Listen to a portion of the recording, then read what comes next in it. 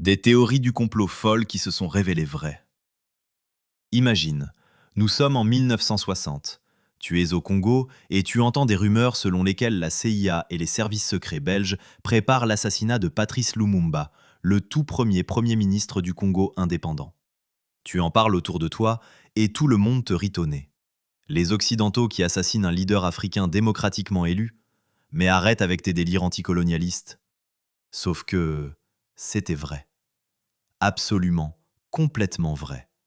Et ça, mes amis, ce n'est qu'un exemple parmi tant d'autres de théories du complot qui se sont révélées être des faits historiques documentés.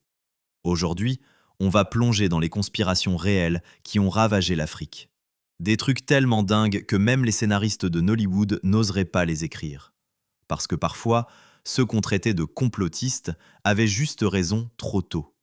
Alors attache ta ceinture, parce que ce que tu vas découvrir va sérieusement ébranler ta confiance envers les grandes puissances et leur mission civilisatrice. 1. L'assassinat de Patrice Lumumba, quand la CIA avoue enfin. On commence avec le plus gros scandale de la décolonisation africaine. Patrice Lumumba était le héros de l'indépendance congolaise, un orateur charismatique qui rêvait d'un Congo libre et prospère. Le 30 juin 1960, il devient le premier Premier ministre du Congo indépendant. Mais voilà le problème. Lumumba était un nationaliste qui refusait de jouer le jeu des anciennes puissances coloniales. Il voulait que les richesses du Congo, cobalt, uranium, cuivre, diamants, profitent aux Congolais, pas aux multinationales occidentales. Et ça, c'était inacceptable pour la Belgique et les États-Unis en pleine guerre froide. Pendant des décennies, si tu disais « la CIA a orchestré l'assassinat de Lumumba », on te traitait de conspirationniste anti-américain. On te disait que c'était juste une guerre civile congolaise, que l'Occident n'avait rien à voir là-dedans. Et puis les documents ont été déclassifiés. En 2000, une commission parlementaire belge a confirmé que la Belgique portait une responsabilité morale dans l'assassinat. En 2013, les États-Unis ont admis le rôle de la CIA. On a découvert que le directeur de la CIA, Allen Dulles, avait personnellement ordonné l'élimination de Lumumba, considéré comme un danger communiste. Le 17 janvier 1961, Lumumba est arrêté, torturé, puis assassiné avec 2 de ses compagnons. Leurs corps sont dissous dans l'acide pour faire disparaître les preuves. Un commissaire belge, Gérard Sauté, a même admis plus tard avoir dissous le corps de Lumumba et gardé 2 de ses dents comme trophées, qui n'ont été restituées au Congo qu'en 2022. Le résultat ? Le Congo est tombé sous la dictature de Mobutu Sese Seko, soutenu par l'Occident pendant 32 ans. Mobutu a pillé son pays, accumulant une fortune personnelle estimée à 5 milliards de dollars pendant que son peuple mourait de faim. Tout ça parce qu'un leader qui voulait l'autodétermination de son pays dérangeait les intérêts occidentaux. Cette conspiration prouve une chose terrible. L'indépendance de l'Afrique était un mensonge. Les puissances coloniales sont parties, mais elles ont laissé des marionnettes et des systèmes pour continuer à contrôler et piller le continent. 2. Le génocide des Tutsis au Rwanda. La complicité française, enfin reconnue. Avril 1994. En 100 jours, environ 800 000 à 1 million de Tutsis et Hutus modérés sont massacrés au Rwanda dans un génocide d'une violence inouïe. Et pendant des décennies, la France a nié toute responsabilité. Mais les survivants et les historiens ont toujours affirmé la même chose. La France savait, la France a soutenu le régime génocidaire et la France a fermé les yeux. Pendant 27 ans, cette théorie a été niée, combattue, ridiculisée par les autorités françaises.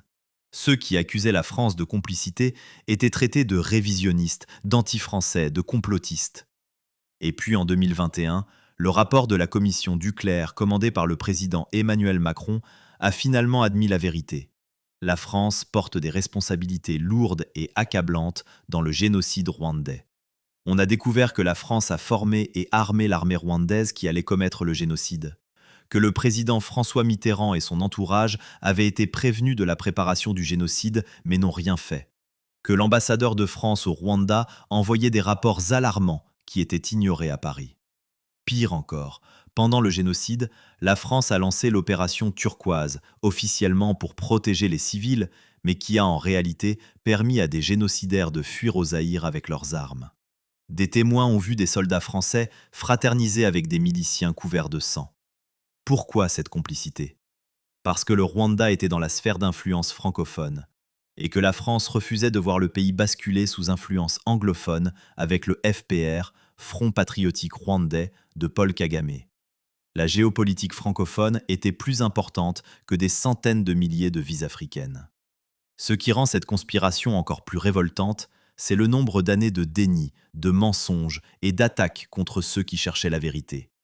Des journalistes, des historiens, des rescapés ont été diffamés, menacés, poursuivis en justice pour avoir osé dire ce que tout le monde savait au Rwanda. Le génocide rwandais et la complicité française nous rappellent brutalement que pour les grandes puissances, les vies africaines ne comptent pas. Quand il s'agit de préserver des intérêts géopolitiques ou économiques, des centaines de milliers de morts africains sont juste un dommage collatéral acceptable. 3. La France-Afrique et le franc CFA, le pillage organisé. Parlons maintenant d'une conspiration qui continue en ce moment même, la France-Afrique et le système du franc CFA. Pendant des années, dire que la France continue à piller l'Afrique à travers le franc CFA et ses réseaux néocoloniaux était considéré comme une théorie du complot d'afrocentriques frustrés. Les élites françaises et africaines niaient tout, parlaient de partenariat, de coopération, de zones monétaires stables. Mais progressivement, la vérité est sortie. Des économistes comme Kako Nubukpo et Ndongo Samba Sylla, des militants comme Kemi Seba et même des présidents comme Thomas Sankara avant son assassinat en 1987 ont documenté le système. Voilà la réalité.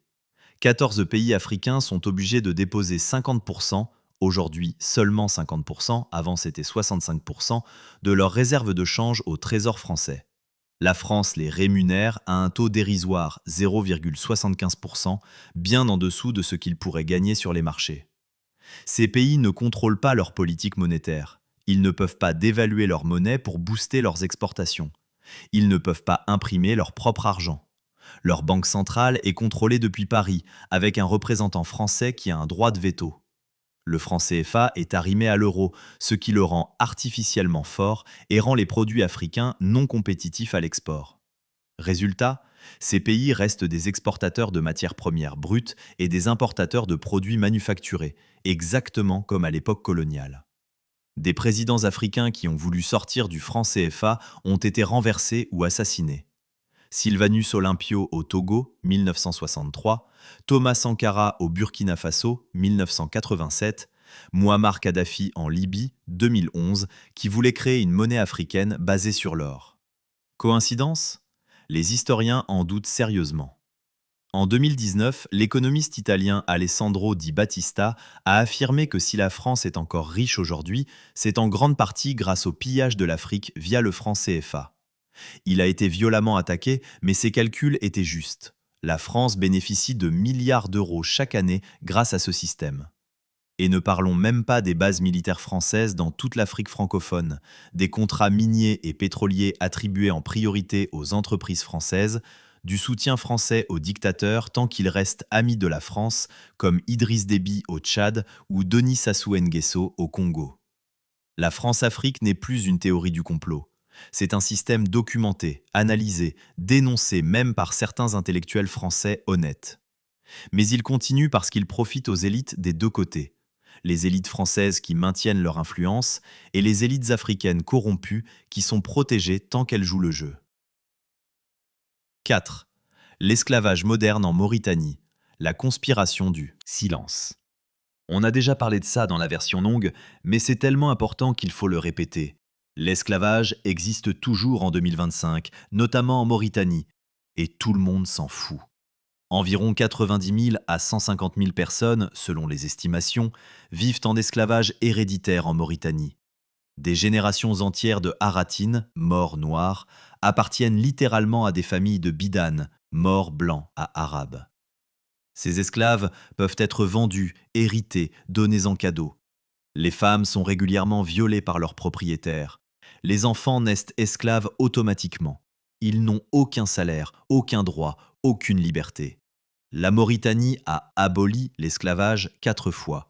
1905, 1961, 1981, 2007. Mais c'est juste du papier. Sur le terrain, rien ne change. Pire, les militants anti-esclavagistes sont emprisonnés et torturés par le gouvernement mauritanien. Et la conspiration, c'est le silence international. La France, qui a colonisé la Mauritanie et maintient des relations étroites avec le pays, ne dit presque rien. L'Union africaine regarde ailleurs. Les organisations internationales font quelques déclarations molles et puis passent à autre chose. Pourquoi? Parce que la Mauritanie est un allié stratégique contre le terrorisme au Sahel. Parce qu'elle a des ressources minérales. Parce que dénoncer trop fort serait géopolitiquement inconfortable. Pendant des années, les militants qui criaient « l'esclavage existe toujours et vous êtes complices par votre silence » étaient marginalisés, traités d'exagérateurs. Aujourd'hui, personne ne peut plus nier, mais le silence complice continue. Voilà, on arrive à la fin de ce voyage flippant à travers les conspirations africaines qui se sont révélées vraies. Récapitulons. L'assassinat de Lumumba orchestré par la CIA et la Belgique. La complicité française dans le génocide rwandais. Le système néocolonial de la France-Afrique et du franc CFA qui continue de piller le continent. L'esclavage moderne en Mauritanie ignoré par la communauté internationale. La leçon? Quand des Africains dénoncent le néocolonialisme, l'ingérence, le pillage organisé, écoutez-les. Ne les traitez pas automatiquement de complotistes. Parce que l'histoire montre qu'ils ont souvent raison, juste quelques décennies trop tôt. La vraie conspiration, c'est de faire croire que l'Afrique est pauvre à cause des Africains, alors que le continent est systématiquement pillé depuis des siècles. C'est de faire croire que l'indépendance a eu lieu en 1960, alors que les mêmes mécanismes de domination persistent. Alors reste vigilant, reste sceptique du pouvoir, et surtout, n'oublie jamais que les théories du complot d'aujourd'hui sont souvent les scandales documentés de demain. Si cette vidéo t'a plu, like, abonne-toi et dis-moi en commentaire quelle conspiration africaine actuelle tu penses qui sera prouvée dans le futur. À très bientôt, et n'oublie pas, la vérité finit toujours par sortir. Peace!